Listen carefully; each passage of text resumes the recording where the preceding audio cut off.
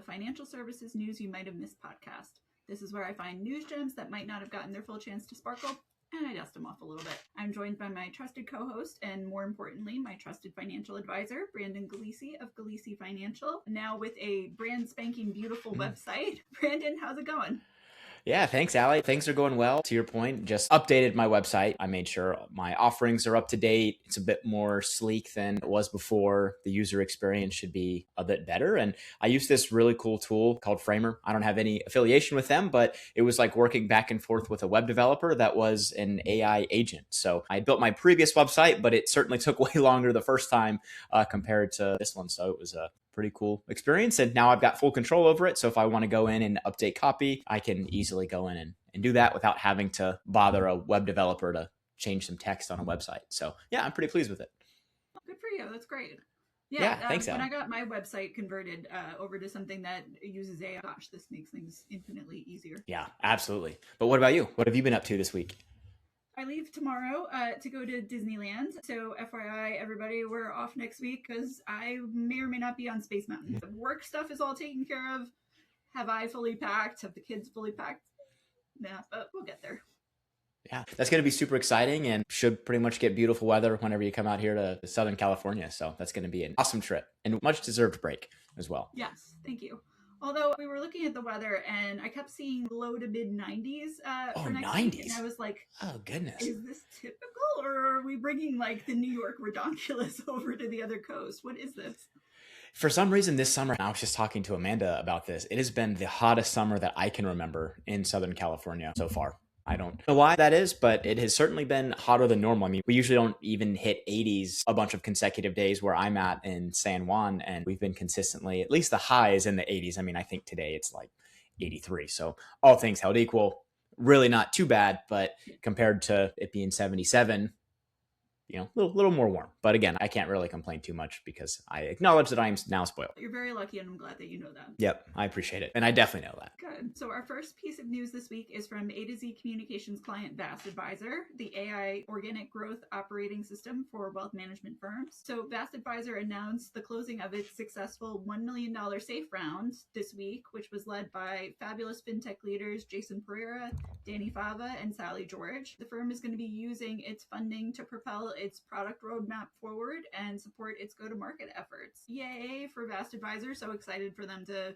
be moving forward. It's hard to believe they first launched at Future Proof Citywide this year, which was in March. I can't even fathom how far that they've gone since then. Brandon, any thoughts on this one? I always see at the top of all the articles that you write for them, I always see Dana Point, California, which is like minutes from my house. So that always jumps out to me. Not that that's terribly too insightful, but just the concept of what the company is doing from, we'll call it the intentional marketing perspective, where at least if you're even somewhat familiar with the advisor industry, organic growth has been a pretty large problem where most firms almost exclusively rely on referrals, which firms should be getting referrals. Those are very important, but you can't necessarily control those. Sure, you can control asking for more, but if you're delivering a good service, probably going to get referrals, but that's much less consistent compared to other organic growth opportunities. Obviously, marketing being a huge aspect of that. And then to be able to use the AI for what AI can do to then intentionally target the right people makes sense why they've done so much in a pretty short period of time.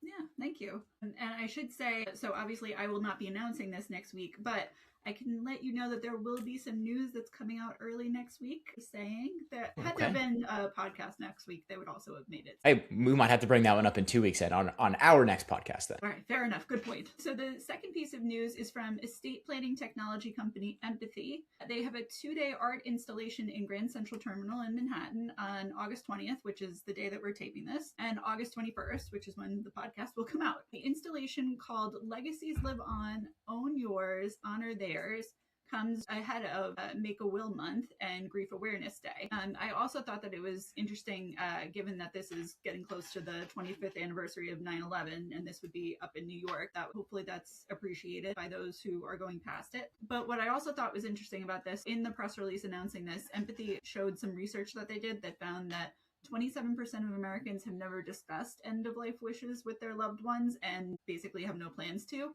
and only 24% of adults reported having a will in 2025. Another stat that jumped out at me, 41% of people between 18 to 34 and 34% of people from 35 to 54 have never discussed estate planning with anyone. We are two separate parts of those numbers. I would be curious, if you haven't discussed estate planning with somebody, I don't know what I would say.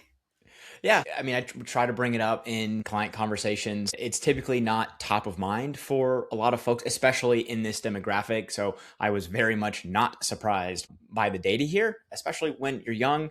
You feel like you're invincible, or even if you consciously acknowledge, like, oh, I'll get to that, or this is something that's important. Oh, I'll do it later. Or then there's the barriers on, okay, yes, I think most people, if they hear, should you have a will, yes or no, most people probably going to say yes. But it's not as much the awareness piece. It's then, well, what do I do now? Do I need to spend thousands of dollars with an estate attorney? Am I going to get ripped off? Who do I even put in my will? If you're younger, say you don't even have kids yet, or your situation is simple, maybe you're not even married. All sorts of these types of conversations might be going through your mind. So yeah, not surprised by the data. And yeah, certainly more people need to do a bit more estate planning. Yeah, so I'll be honest.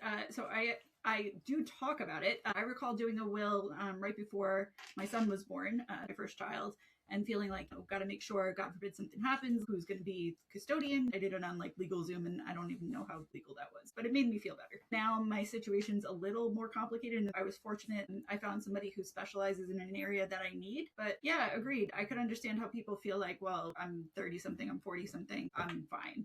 But the peace of mind that comes from knowing we all think that we're fine, and then car accident happens. Not that I wish anything on anybody, but things happen. So it's just good to know that if that were to happen, everything's fine.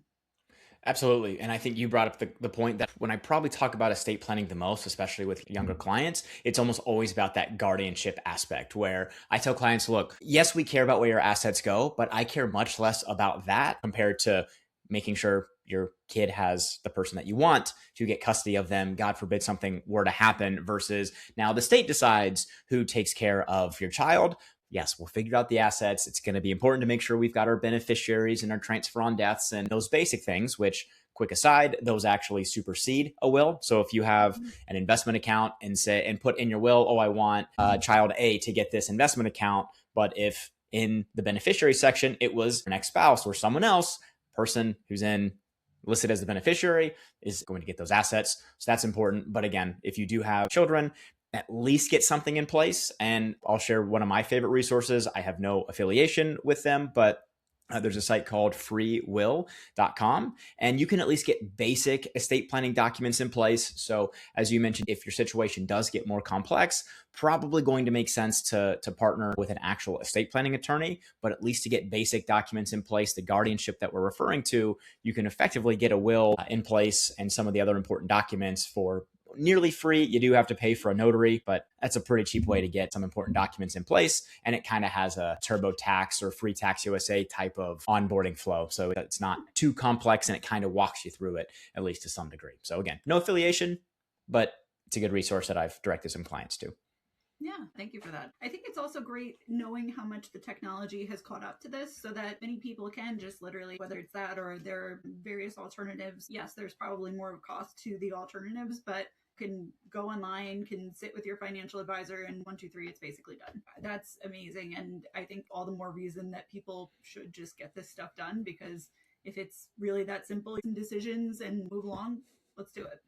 Right. At this point, it's more the decisions likely take longer than the actual process to get it in place. Who would take care of even your pet if you don't have kids yet? Sometimes it's these small decisions that they're going to legitimately take longer than the 20 minutes, 30 minutes of actually clicking through this. Yeah.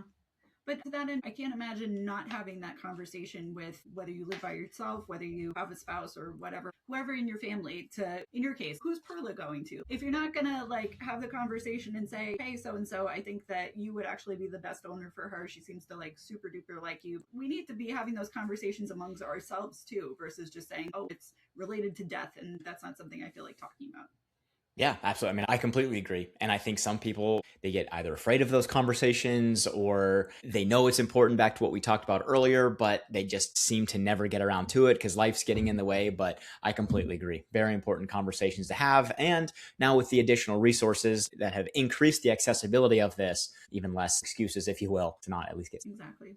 So our next piece of news had a cool headline, which was what caught my attention. It said AI agents are advancing faster than enterprise data is ready for them. What I thought was interesting here, so the press release was from Modern Data Company, and they basically explained what I think is the state of AI in financial services anyway. My hot take is that we're trying to use AI to varying extents, but in certain cases, it may not be with all the data or the data lakes that we need to have to be able to power those and to know that all the information coming out of said AI is correct. So I would be curious to see what people think of this. What they were announcing was the third annual Modern Data Survey showed that nearly 6 in 10 organizations are piloting or running AI agents, while fewer than 1 in 10 say that their data feeding the AI is production ready.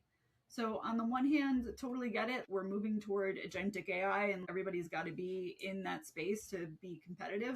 But on the other hand, if your data is not ready, is there even a point? It's very interesting. Right. It's garbage in, garbage out. You can have the best tools in the entire world, but if you don't have good data going into them, the only thing that you're really doing up front is maybe you're training the model. Maybe there's some value in that aspect where even if it's not the best data, it's somehow coming up with a decent output that you're not necessarily going to show in front of clients or consumers, but maybe it's training the data. That's the only kind of devil's advocate I can really play there, because I think it's just confirming of a lot of the things that we talk about on this podcast, Allie, where you want to make sure that, especially as the stakes get higher for decisions in financial services, take investing hundreds of thousands to millions of dollars, do you want to rely on a large language model to give you that advice? If it's, well, where do I put an extra $50? You might use that, and that might be able to help you to some degree. But again, as the stakes get higher, you're going to at least want some knowledgeable human being to do some version of QC, quality control, to make sure that the outputs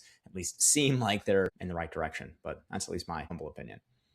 Well, in terms of the $50, that basically sounded like the version of gambling that we've been talking about for the last 2 weeks. Just put it on black, who cares? So that's interesting.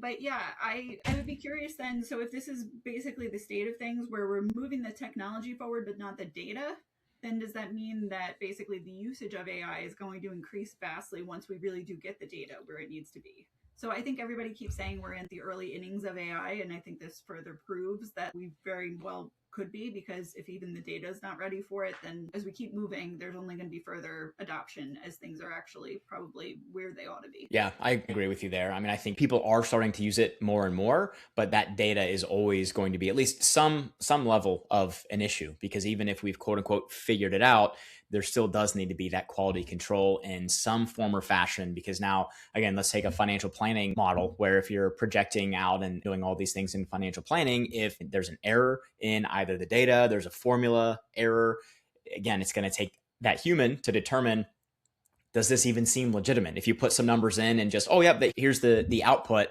without having any of that expertise to be like, wait a second, that's using a 2025 tax number, not 2026, or it must have done something wrong because there's no way that this portfolio should grow to X balance in 20 years. But again, if you have no context, no idea, or again, we'll call this a DIYer, then you're like, oh, I'm going to be set for retirement. And maybe you base all of your decisions on that, and it was bad data, bad model, and then years later could find yourself in a tough spot. All the more reason that we need human intervention, just saying. I agree.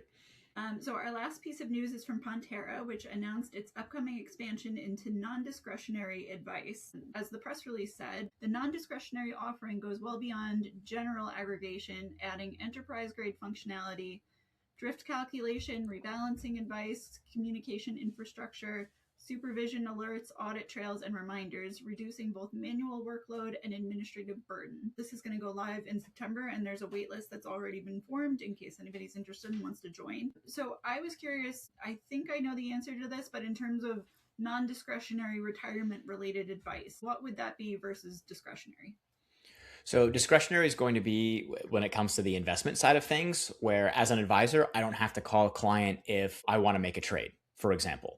Now, me personally, I already outsource, and the majority of clients are invested in investment models where I'm not personally making the trade, but my firm technically has discretionary authority because we're constantly making decisions on those based on what the managers are suggesting, based on what their data is telling them. Compared to, I worked at a larger financial services firm earlier in my career, and almost everything was non-discretionary, meaning even if I wanted to do something as simple as rebalance someone's account at the end of the year, that did require me to actually pick up the phone and call them. Now, for certain clients, that might make sense. They want to be truly more hands-on and maybe help with the investment decisions. Honestly, for the majority of clients, if they're already delegating the investment management aspect, what I found with that was I would call a client and they basically be like, yeah, whatever you recommend, like, why are you calling me?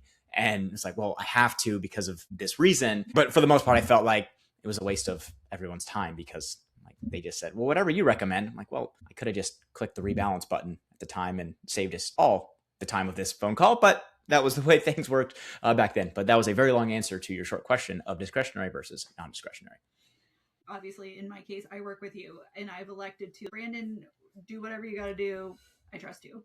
Versus somebody else saying, yeah, I mean, I trust you. It's not that I don't, but also you got to tell me what you're doing. Is that the thought process, or is there some kind of other like legal, regulatory, other reason that there would be discretionary versus non? I don't know if there's another legal reason. I think it comes down to preference, because I think at first non-discretionary for some clients might sound, oh yeah, I want to have more control. But then when you actually get underneath the hood, they just want access to it. So what I always tell clients is, again, one, I'm not even the one making the trades, but if you ever want to see the activity that's happening in your account, you've got 24/7 online access where you can log in, see any of the transactions, see your holdings. At least the way that I frame it with clients, for pretty much all of them actually, have been like, oh, okay, yeah, that makes sense. So they still have a complete handle on it. They have full visibility into what's going on at any point that they want. And I feel like once it's framed like that, they're like, oh, okay, so I still have control. It's not like, yeah, I'll tell you what your investment returns are and make it feel Ponzi scheme-esque like Bernie Madoff or something sketchy like that.